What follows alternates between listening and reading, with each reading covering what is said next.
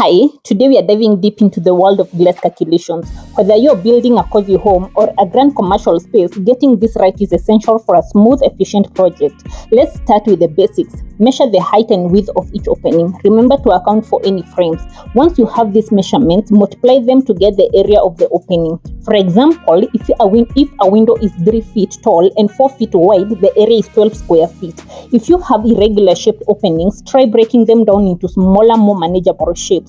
Now, let's talk about glass thickness. The thickness you choose depends on the factors like the size of the opening, the building structural requirements, and your desired level of insulation. Thicker glass can provide better insulation and soundproofing, but it can also be more expensive. Consider your budget and the specific needs for your project. Once you have the area and thickness, you can calculate the total amount of glass needed.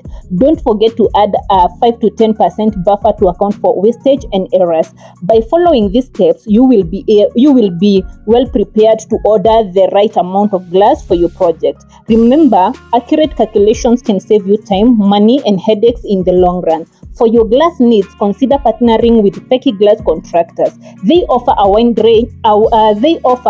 range of glass products and installation services, ensuring quality and reliability. And for comprehensive construction management services, look no further than Veewave Enterprises. We specialize in helping clients, especially those in the diaspora, navigate the construction process smoothly. From planning to execution, we have got you covered. For more construction tips and advice, subscribe to our channel and hit that notification bell. See you next time.